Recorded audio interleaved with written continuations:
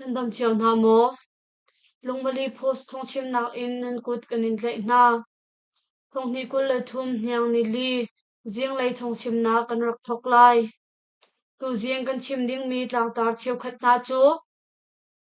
Chiram kul chung mu kha thi chia ruang a har tong mi bop nak tlang ting te in an mu ri lau. Komplet peng a thile ruwa ni lau chung chin thak mi a shro piak na.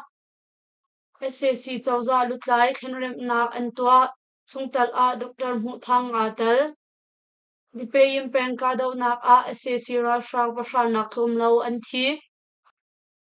Russia he tang ti mi rang Belarus ra kap chu helicopter he Poland a an lut ti mi thong le thong pang dang na an raksilai.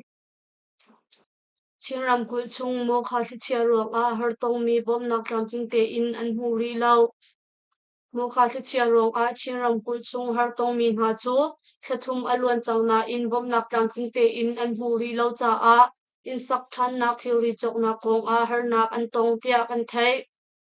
Har tong bong than ding in ram chung le ram leng le in bom chan tu an tlom pin a SAC chawza ni lam an phi ruang har tong mi na sin a bop nak a phak kho chon lo nak a si tia NCC chungtal salai ming yu ni a chim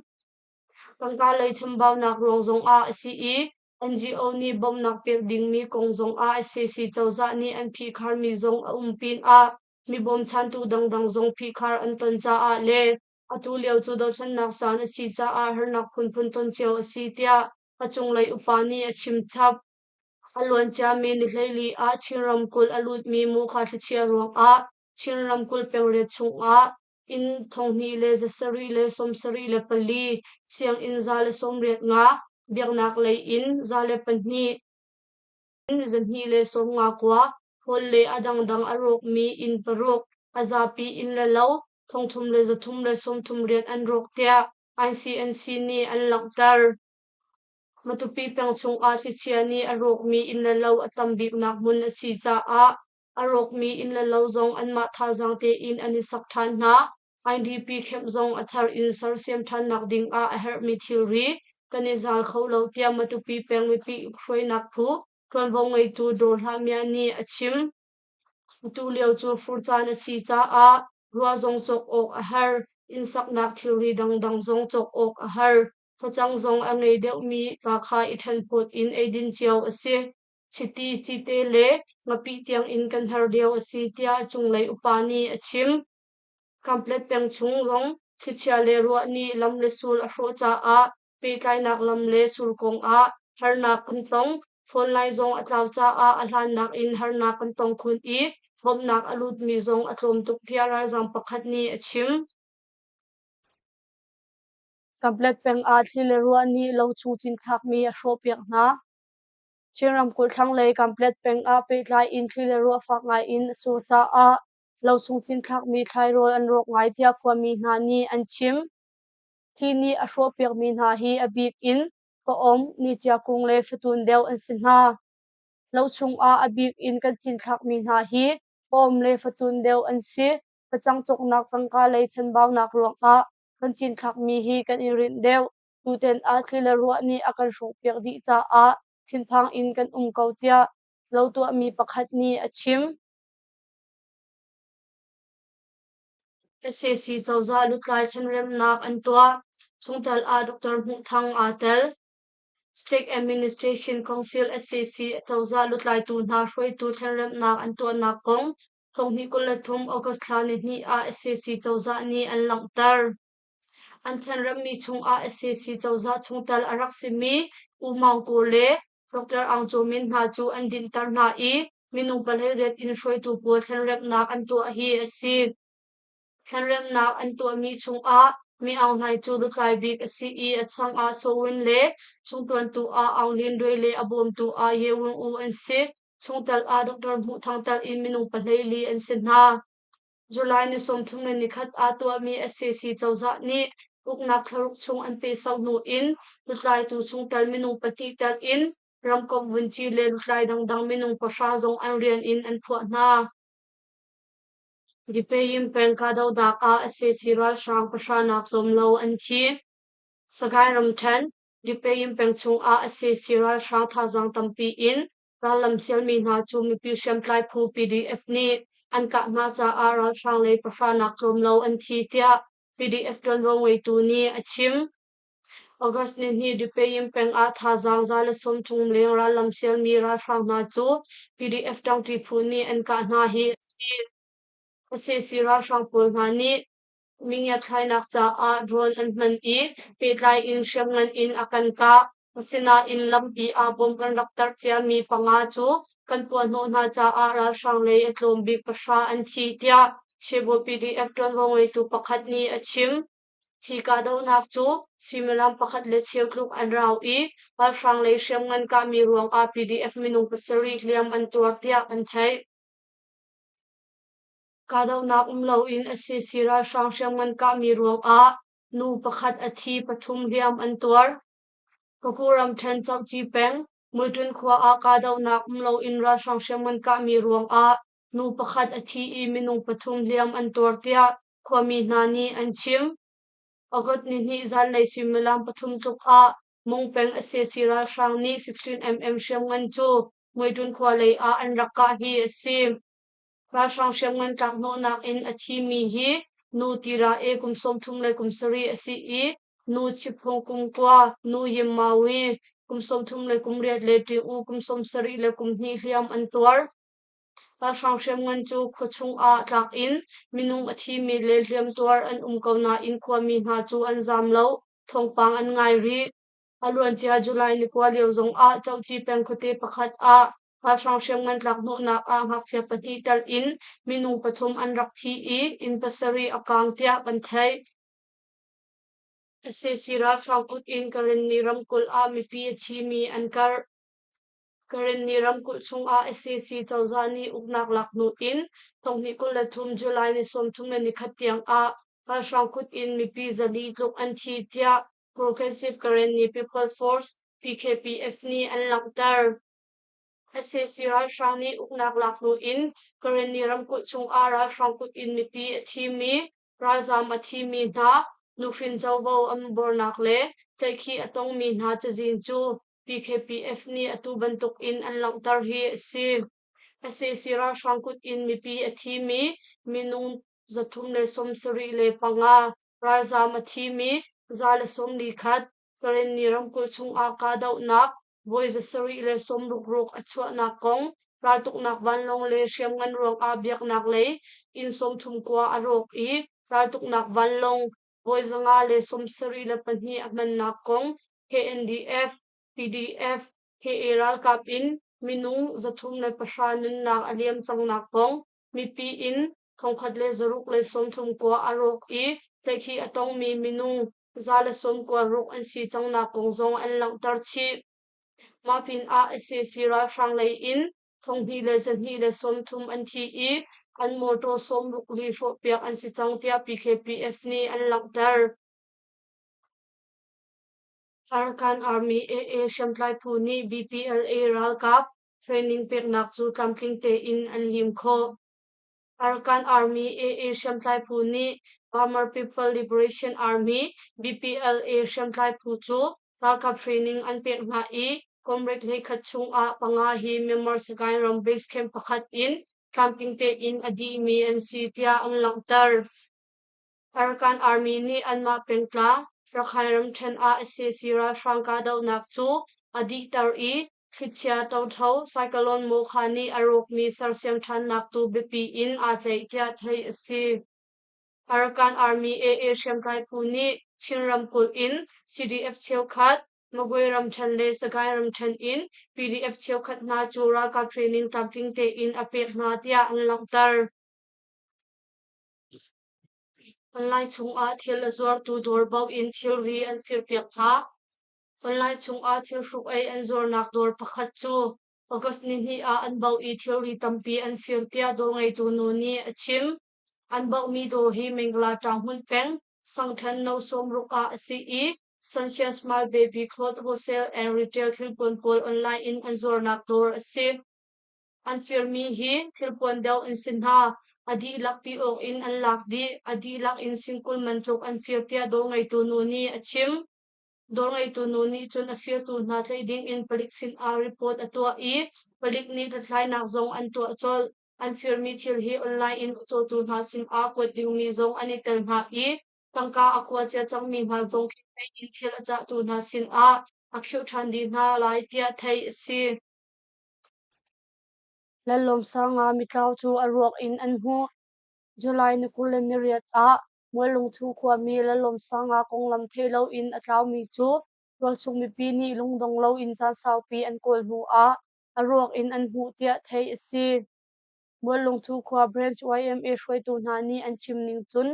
lalom sanga hi chanjei mo za chung tui rawang ti wa le rangtla hrong a khwa arak sa ton I tunai hrong a khusak na mun an thei kho ti lo cha a July ni kulen ni riat thong ni kul la thum khan molung thu tol chung mi pi na ni ko ram an thok tia an lang tar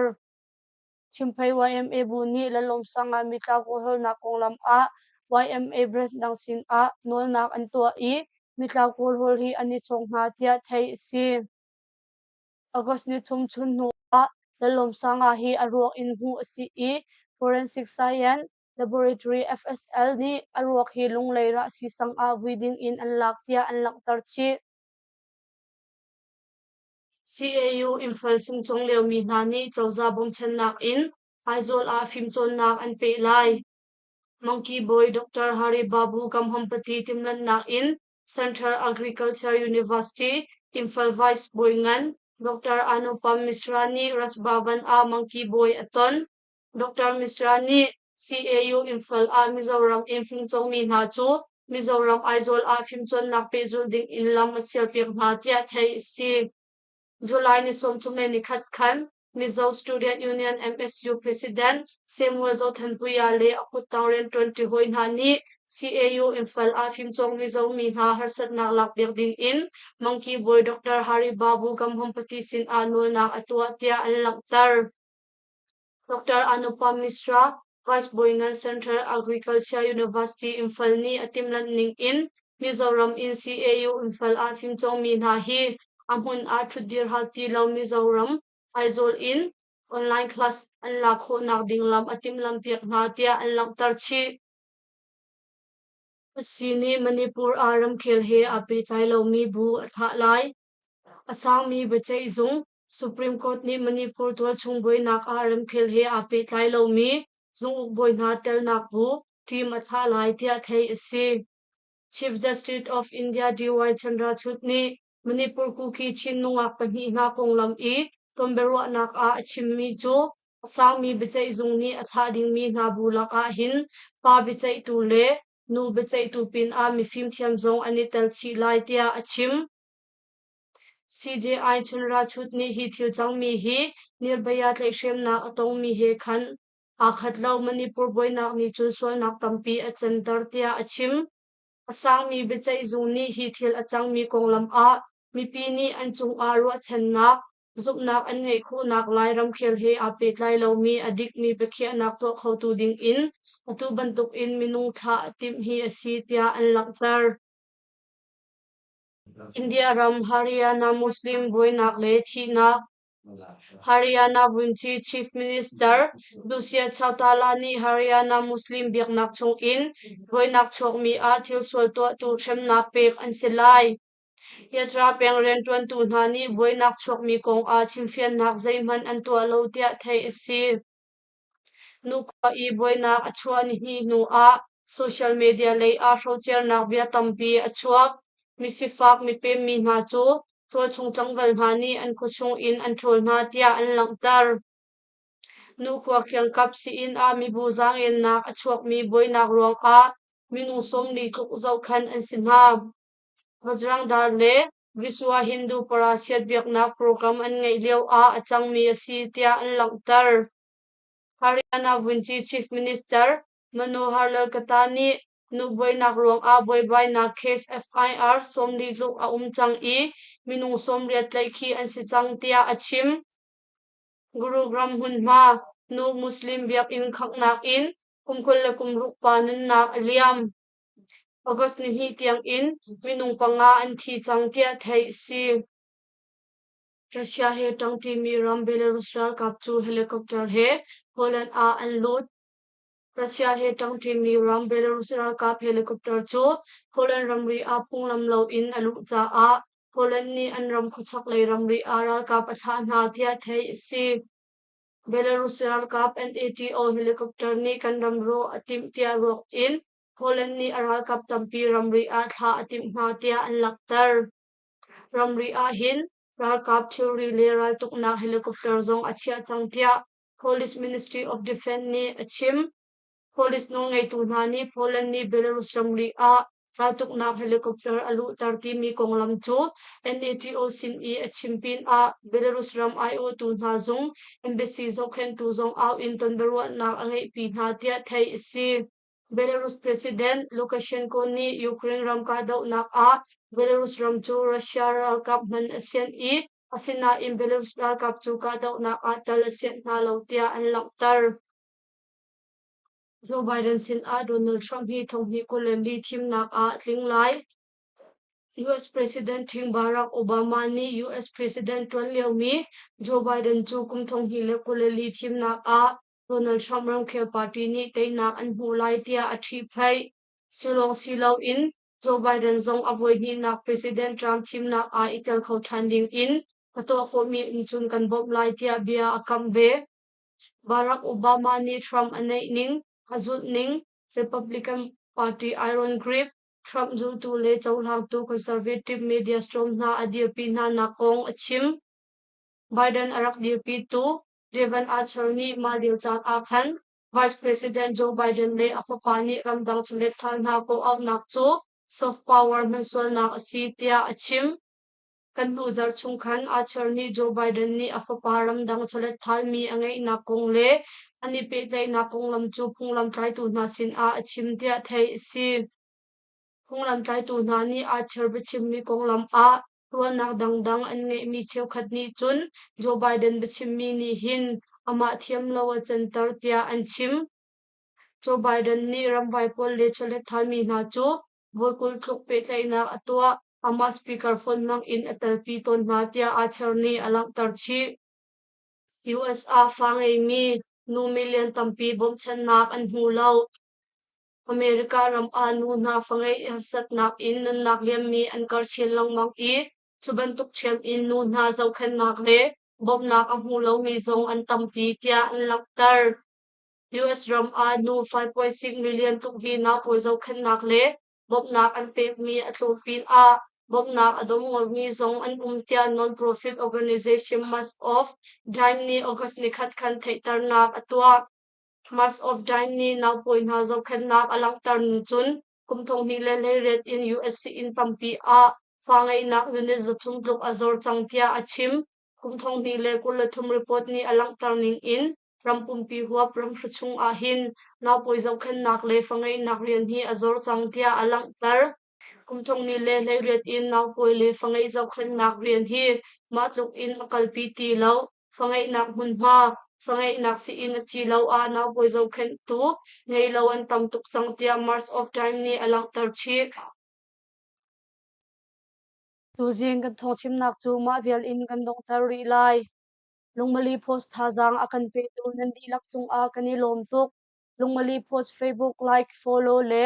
YouTube channel a subscribe kan to pek chiao ding in kan in som ha